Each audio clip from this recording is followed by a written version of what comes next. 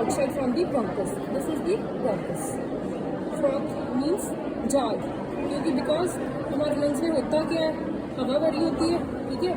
हवा के कारण क्या होएगा, इसमें तो हमने फॉर्मेलिन डाला है to preserve that the organ, otherwise इसमें हवा ही होगी, हवा वैसे तो दिखनी नहीं है। अब इसमें फ्लूइड भरा है, विद फ्लूइड फ्रोथ बाहर निकल रही है, ठीक है। This is the bronchus. अब इसको touch you can touch by wearing the gloves. This is the pulmonary artery having this smaller lumen and hard in touch. You can feel it by touching the. I will show you where is the vein so that you can identify the vein.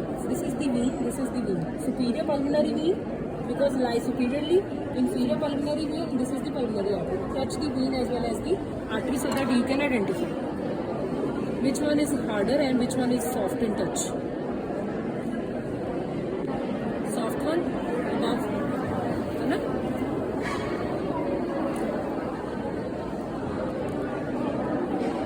And touch the bronchus also. It is more harder than any other structure. Cartilaginous.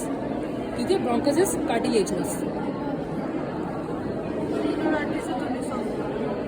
नहीं, हाँ, Wien artery से ज़्यादा soft, Wien जो है बहुत ज़्यादा soft है, ठीक है। ल्यूमन उसका चौड़ा है, खुला हुआ ल्यूमन है, ठीक है।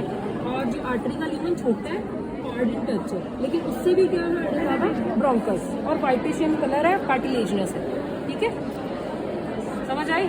इन case of the right lung, अब देखो रिलेशन क्या होता है हमारा, above downward relation, anterior posterior relation, ठीक है। अबव डाउनवर्ड रिलेशन हमारा क्या आएगा, superior pulmonary vein, artery and bronchus. In case of the right lung we have two bronchus. This one is the pulmonary artery. The structure lies above the artery, that is the abarterial bronchus.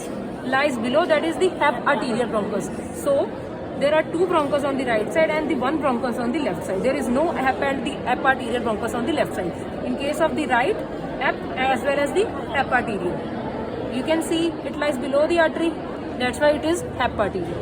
Above the artery it is abarterial. And from above downward relation, superior pulmonary vein, artery and bronchus. Vab relation. VAB vab. And in case anterior posteriorly, okay, this is the anterior, anterior and this one is the posterior. Anterior posterior relations are,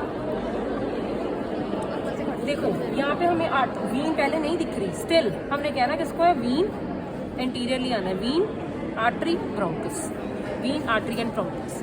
आपको लगेगा कि यहाँ पे होगा कोई structure, ऐसे नहीं है, वीन आर्टरी एंड ब्रोंकस, ठीक है। बस ये पता करना है।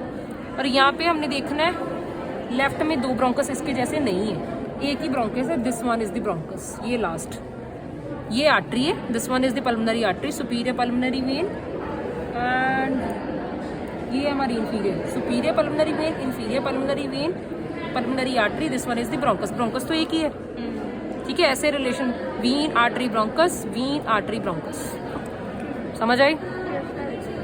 नाउ यू कैन आइडेंटिफाई, बस ये याद रखना है। अच्छा, इसकी शेप भी देखो, ये पी शेप लग रहा है, पी, दिस इज द 9, वहाँ पे आपकी बुक में भी दिया होगा रूट ऑफ द लंग की शेप्स।